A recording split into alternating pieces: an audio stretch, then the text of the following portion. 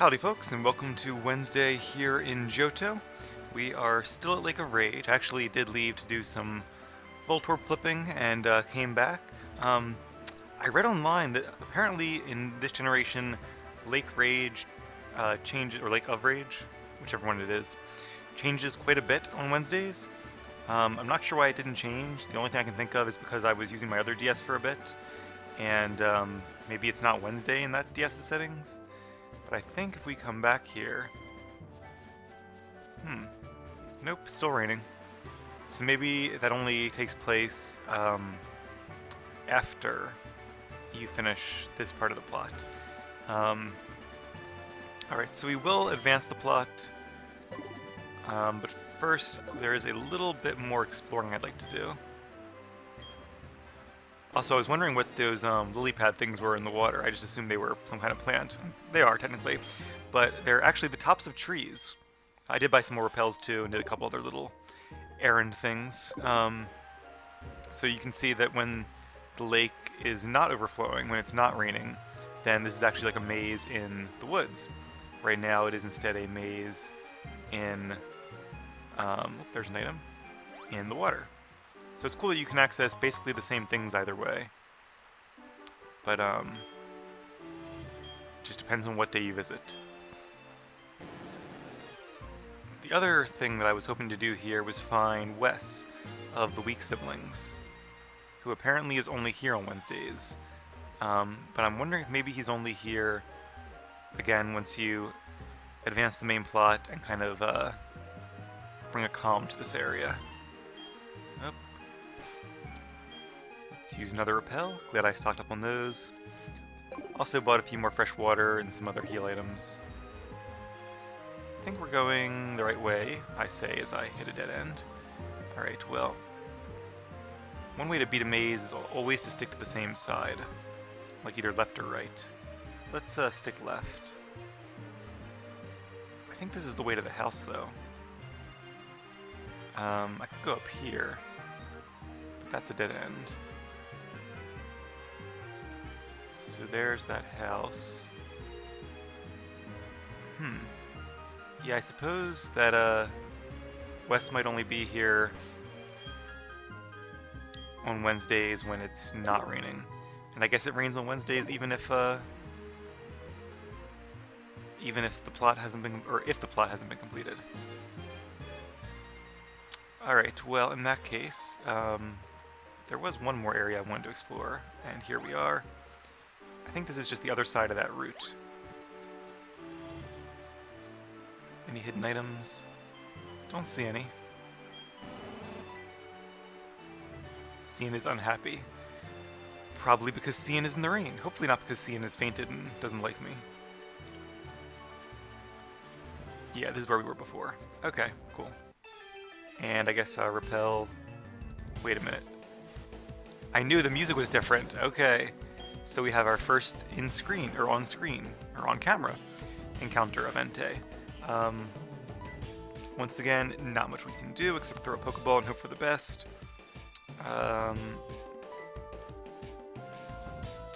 Don't have any more Dusk Balls, but let's go for an Ultra Ball. Why not? Very, very small chance, but a chance. One shake. Nope, all we get. Alright, so long, Entei. We'll capture you one day. Alright, but if I can make it through this grass... Oh, right, okay, so that's why we encountered a Pokemon even with Repel. Because Repel only works on Pokemon whose level is lower than your elite Pokemon, and obviously Entei's level 40, which is higher than 29. So you may have noticed that once we defeated Red Gyarados, or captured Red Gyarados, this gentleman appears. That Red Gyarados wasn't acting right. As I feared, somebody must have forced it to evolve. Did you come here because of the wild tales? You're Joe? I'm Lance, a trainer like you.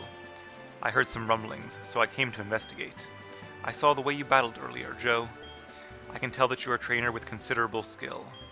If you don't mind, could you help me investigate? Not sure what happens if you say no. I assume that you just can't do anything in the plot until you talk to him again. Sure, I'll help. Excellent. It seems the Lake of Rage's Magikarp are being forced to evolve. A mysterious radio broadcast coming from Mahogany is probably the cause. And that suspicious souvenir shop. Gotta correct you there, Lance. It is not suspicious. The sign says so. I'll be waiting for you in Mahogany, Joe. And there's Dragonite, my favorite Pokemon. Alright, so time to go back to Mahogany. Unfortunately, I do not have Fly. Well, I have it, but not with me. So we will take the long route down. Also, fun fact, this rocket thing resets every day. When I ran back up here, I figured, okay, I paid the toll, I can go through now. Nope. Not how that works. So I lost another 1,000 Pokedollars, which is kind of annoying, because that's a decent chunk of change at this point in the game. So I really can't wait to fight some Team Rocket and get my money back. I'm going to enjoy that. So here is the not suspicious souvenir shop, and he mentioned radio waves. As you can see, there is an antenna hidden in the tree. And I used the word hidden very generously. Dragonite, Hyper Beam. Ouch. Although you would think in this generation he would teach it Giga Impact, not Hyper Beam, but Hyper Beam is kind of one of Lance's signature moves. I remember in Pokemon Stadium too, I think all of his Pokemon knew Hyper Beam. What took you so long, Joe? Just as I thought, that strange radio signal is coming from here.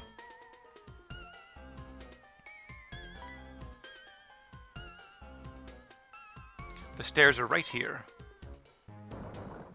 Joe, we should split up to check this place. I'll go first. With Dragonite close behind. Alright, so we have teamed up with Lance, and we are going to explore this secret Team Rocket hideout. Find out what they are up to. Alright, let's put Cian and Kroot up front.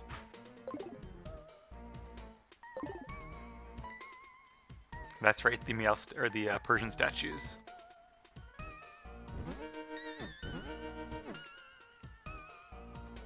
Hey, intruder alert! If you walk in front of these statues, it sets up an alarm and Team Rocket grunts come to attack you. Which is fine by me, because I could use the experience. So just like Dragonite, and Dragonite is my favorite Pokemon, Outrage is my favorite move, Lance is my favorite NPC in Pokemon, has been since Gen 1. Detecting a bit of a pattern here, I suppose. I actually remember when I was little, I dressed up one year as Lance for Halloween, and I had the cape, I had the boots. I think I even had like plastic fangs, because there's one sprite that it kind of looks like Lance has fangs, oddly, which I never really got, but I was like, oh, maybe he's a Dragon type trainer, so he has fangs for some reason. But I think it might just be the way the sprite was, because they're obviously very pixelated in the first few generations. I don't remember if it's like yellow or the original gold version, one of them. But of course everybody saw like the cape and fangs and thought it was a vampire. It's like, no, look, I had like a little Dragonite in like a clear like rubber ball. It was really cool and really appropriate. That was a fun costume, even if not a lot of people got it. And I mean, it still works as a vampire, so I still got candy. But only my friends and I really knew what the actual costume was. Maybe if I had like a life-size Dragonite. Or not life-size, that would be pretty big. Dragging around a giant 10 feet tall plush toy, or however tall Dragonite is. I should know that, being my favorite Pokemon. But I don't. Actually, I don't think it's actually that tall. I think it's taller in like the anime than it is in the Pokedex. I want to say it's only like 7 foot something in the Pokedex, but I really don't know. Pokemon heights and weights are not something I know a lot about, because they don't really affect the game that much. There are some moves that do more or less damage, depending on weight, but even those are kind of new. Alright, a nice easy win. Surveillance cams are in Pokemon statues. Will keep appearing until you trip a secret switch.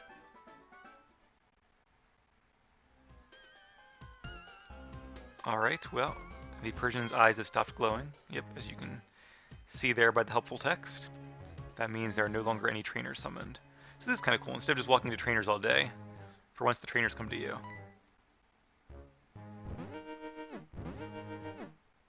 Here they come.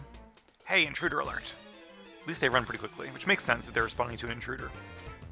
Sorry, fogging my throat. Hopefully I have my handy water bottle here. Alright, so Drowsy is Dark type, is Psychic type. So let's go ahead and use Faint Attack.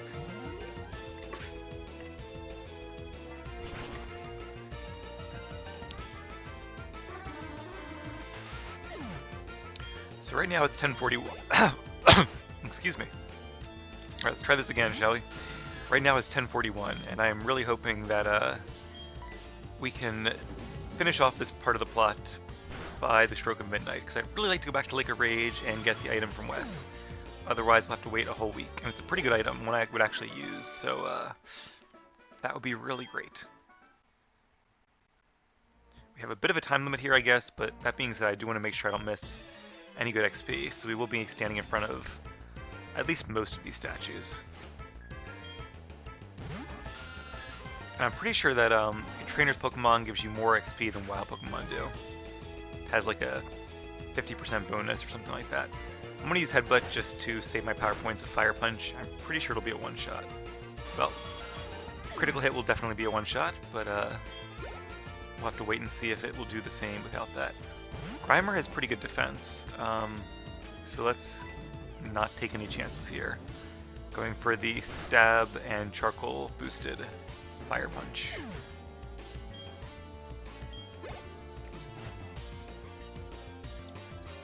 And a Rattata.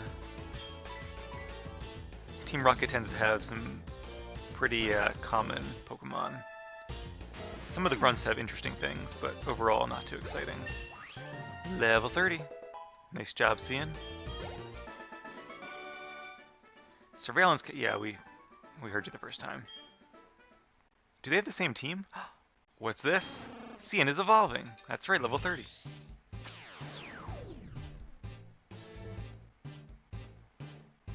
And here he goes. No great surprise what Cian will evolve into. Congratulations, your Cian has evolved into Magmar. Just like his dad, who is in the PC at the moment. Alright. How you feeling, Cian? Any better now that you're indoors? He cried out. He looks sad. You sad? Glaring at your foe. Okay. As long as he's glaring at my foe, not at me. Alright, well let's do a couple battles with Magmar. Heh, feeling lucky, punk? Go ahead, take another step. We've got explosives set in the floor. Step on one and boom. Oh, well that's not good. This place has all kind of fun traps. And not fun traps.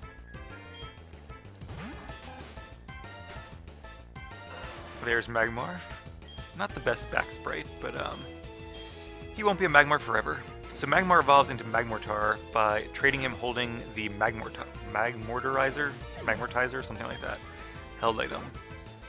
So I could evolve him at any time, and because it's a trait of evolution, it won't make him learn moves any slower. So there's not a reason not to, except for the fact that I think Magmortar would be pretty overpowered at this stage in the game. I feel like we already have a very strong team, and it's at a level now where it's powerful but still fun to use. So I'm not going to level up Magmar or Togetic, or evolve Magmar or Togetic, for at least a little while yet. I think I might do it around the time of the 8th gym, or just before the Elite Four. As you can see, Magmar is making his way through these Pokemon with no problem, although of course, even as a Magby, he could do that. These guys are not really competition. We'll stick with Cian until he gets a little bit lower on power points, and then I'll bring out Kroot. Okay, so here's the minefield. I think the mines are electric, if I'm not mistaken.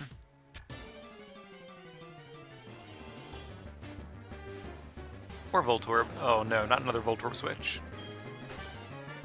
I've got to say, Voltorb switch is actually... It's a lot of fun, but the rewards are... it takes a while to earn coins, let's put it that way. And I've been doing pretty well too. I've been able to get to level like 6 a couple times. I think that's as far as I've gotten. The trouble with it is that sometimes you get to a point where you just have to guess. You can figure out that, okay, one of these, or two of these 4 squares are 2s, and they're opposites diagonally, but there's just no way to know which one is which.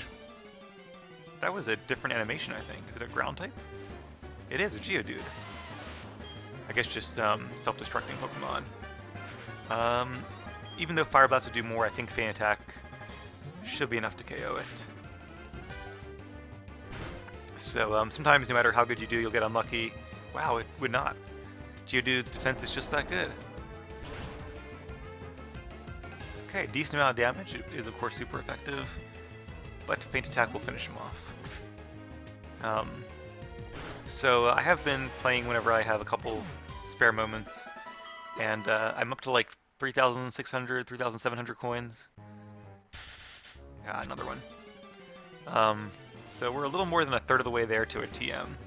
And I was going to buy more than 2 TMs, two expensive ones and a couple cheaper ones, but I'm thinking the cheaper ones I might not end up buying.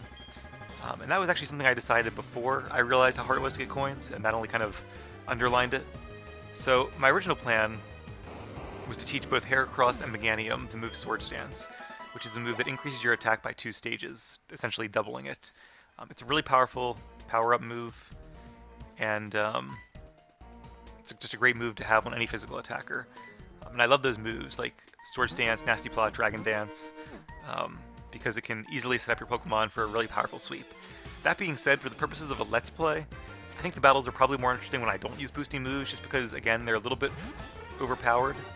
Like I said at the start, if you don't kind of put some limits on the game, then it becomes almost trivially easy. So we're kind of waiting to evolve, we're not using the switch mode, and I don't think I'm going to teach them Swords Dance, because in my opinion it's more fun and more interesting when you just teach Pokemon like 4 all-out attack moves. We'll probably still use weather moves, maybe a speed boosting move is okay, but as for Swords Dance, I think I'd rather just keep Shadow Claw on Heracross and keep Synthesis on Meganium, and that would still be a pretty powerful setup. And we can always buy Swords Dance later if we feel like our team is not keeping up with some of the later trainers in the game. But the thing with those moves is that even though you can be evenly matched, and even though it can be very hard to get one of those off, if you do, you'll have a much easier time. And I really don't want to sweep with one Pokemon if we're facing like the Elite Four or something. I want to make sure our battles have lots of different Pokemon being showcased. We get to really use our whole team we put together and have a good time. So anyway, I will be looking for 2 moves off of the Game Corner Reward Center, both of which cost, unfortunately, 10,000 coins. That's a lot of grinding, but I really want to have a really good team and have those fun moves, so that's what we'll do. And I guess I'll go ahead and reveal that one of those moves is Thunderbolt.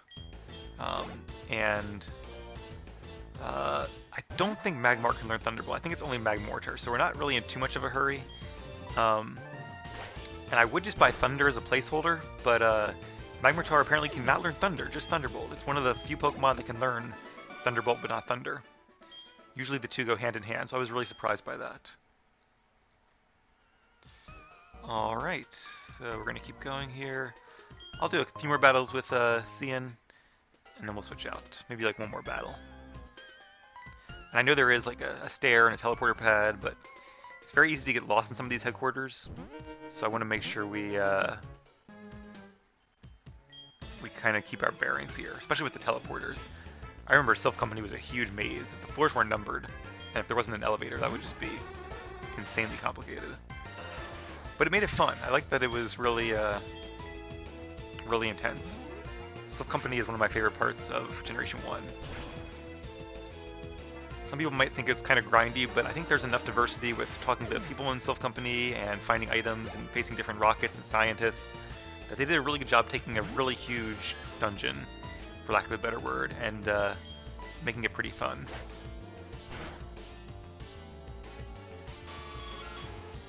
These areas in this game are not quite as extensive as that, but they're still pretty decent sized. Alright, let's go ahead after this fight. Alright, Cian, one more fight, and then we'll give you a little bit of a rest.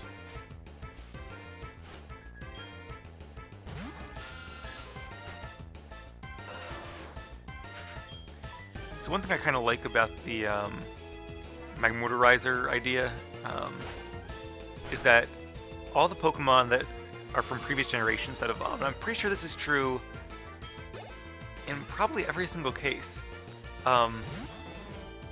Maybe not every single one, but at least the vast majority. When a Pokemon is from a previous generation and gets a new generation in a newer generation, gets a new evolution in a newer generation,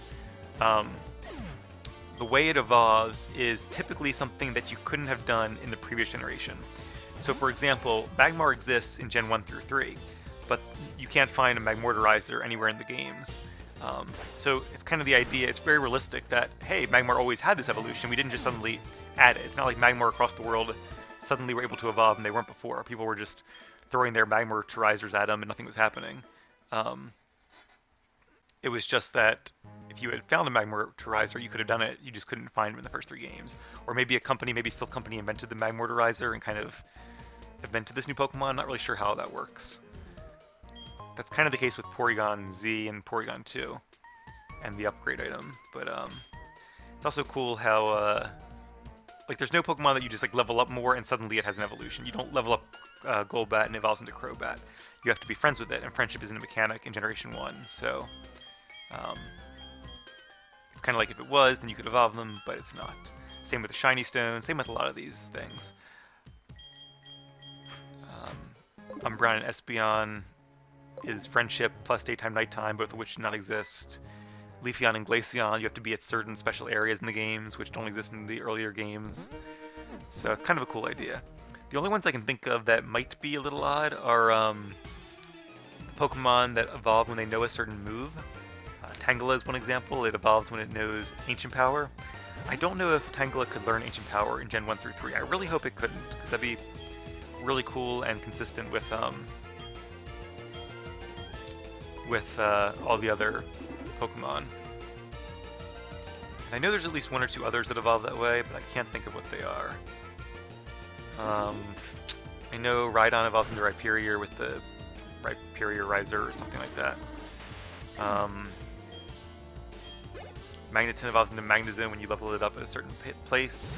Same with Nosepass. One really cool thing about Gen 4 is that they added a lot of evolutions of previous generations. Gen 1 was obviously the first one, 150 Pokemon. And I was looking at the list of original Pokemon, and it's kind of funny that almost every Pokemon there...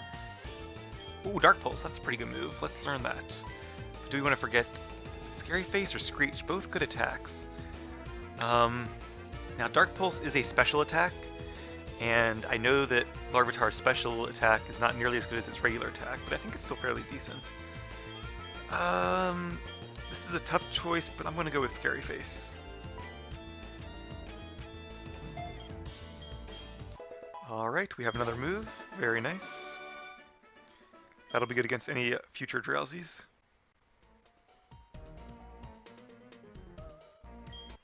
So, which Pokemon evolve by learning a move? Oh, anyway, so, keep getting off topic. So Gen 1, when you look at all the Pokemon from that generation, quite a few of them, probably more than half of the evolutionary lines, have some kind of something new to spice them up a little in the later generations.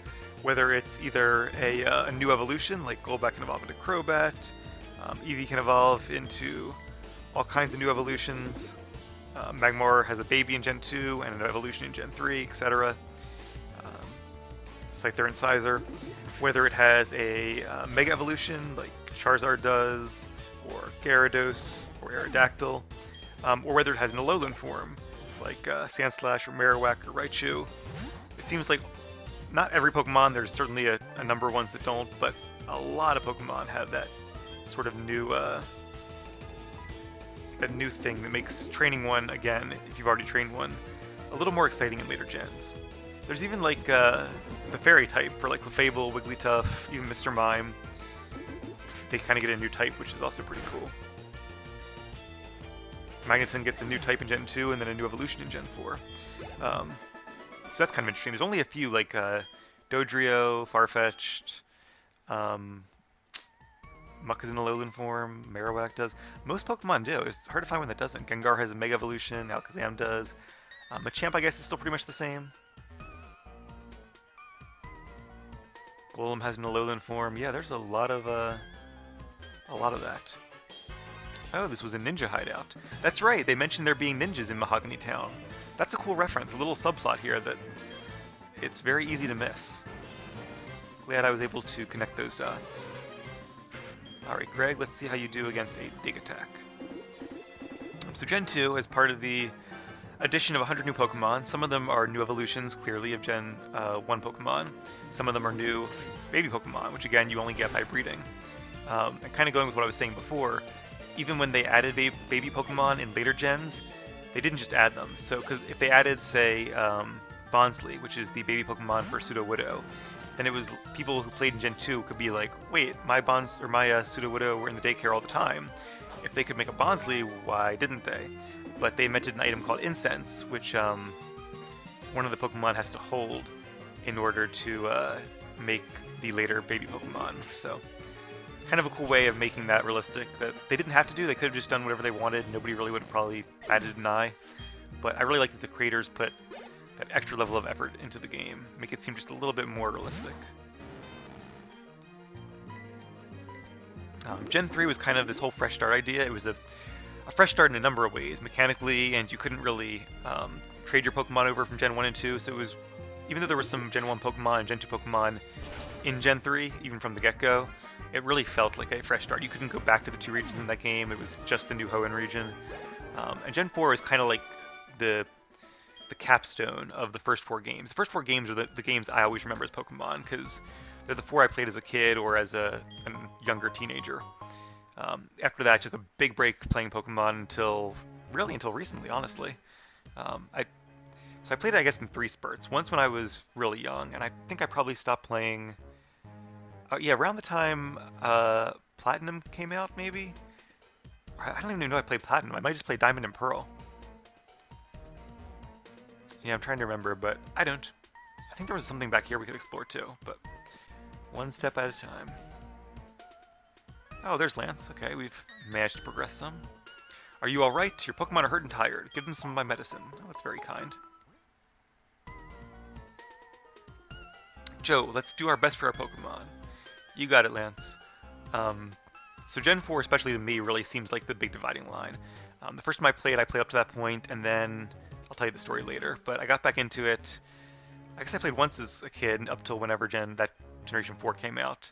Then I took a break for a couple years, and my cousin and his friend got into it, and then playing with them got me excited to get back into it again. So that was kind of the second round. And then when I was probably, I don't know, that was probably when I was like 16 or 17. And then again I stopped. And then just a couple years ago in my 20s, I finally picked up Black and White, or I guess just White and then White 2. And then started making these Let's Plays, so that's been pretty exciting. Glad to have my third wind here, and it's nice that the series keeps continuing even when I'm not paying that much attention to it, so it gives me a lot to do when I do feel like playing. But yeah, for that reason, Gen 4 really feels like the end of that first bout of 4 games. And what's cool about that too is that it's the last gen where they really added a lot of evolutions of those earlier games. I don't think besides Eevee, I don't think there are any evolutions of Gen 1 through 4 Pokemon in later generations. I think that's kind of a trend they stopped, and they started going more fresh from that point on. I might be wrong there, but I don't think I am. Joe, in order to unlock the door to the radio transmitter, you need the voice of a certain person. The name of that person is Petrol, the Team Rocket executive. I have found out he is hiding in their leader's office. Unfortunately, the room is also protected with a password. Joe, we need the password. Alright. Anybody ever watched the game show Passwords, like an old A's game show? That was a really fun one. Let's head back upstairs and use that warp tile, because I feel like the warp tile is probably the dead end. And this is the way to progress.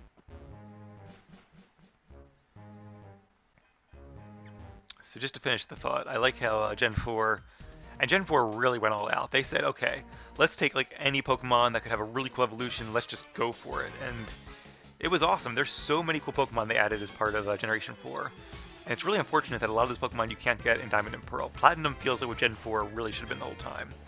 And then Heartgold and Soul Silver feel like complete games, because now you get to play Johto, which is based on Gen 1 and 2 Pokemon, but you can then evolve those Pokemon into their newer Gen 3 and 4 versions. Mainly Gen 4. So a good example of that is our Togekiss and our Magmortar. There's also Rhyperior and Magnezone and Electivire, Frostlass, Glade. Glade's from Gen 3, but so is Frostlass. I think Rock Slide is actually super effective, because Bug is weak to rock and poison does not resist it. I'm sure there's plenty more I'm forgetting. But, Honchcrow, Weevil.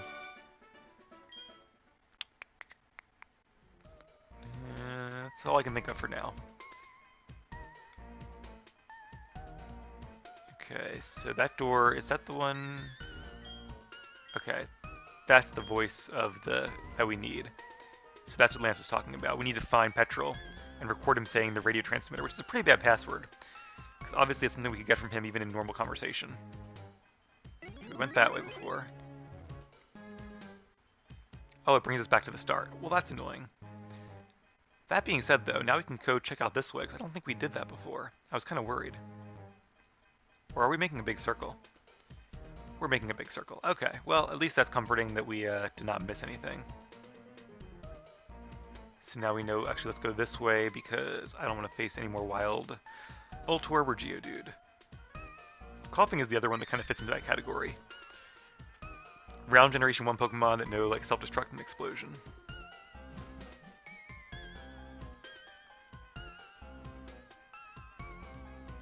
Okay. Kind of wondering if we should just split this episode up. You know, let's go ahead and do that, because I feel like we have at least a little bit of this hideout left to go. Also, because I really need to use the restroom, so that's the reason too. So we are going to go ahead and end this here. When we come back, I will still continue to rant as we face down numerous Team Rocket grunts, and hopefully can find Petrol, unlock the door, and stop Team Rocket's dastardly plot. See you guys in a few.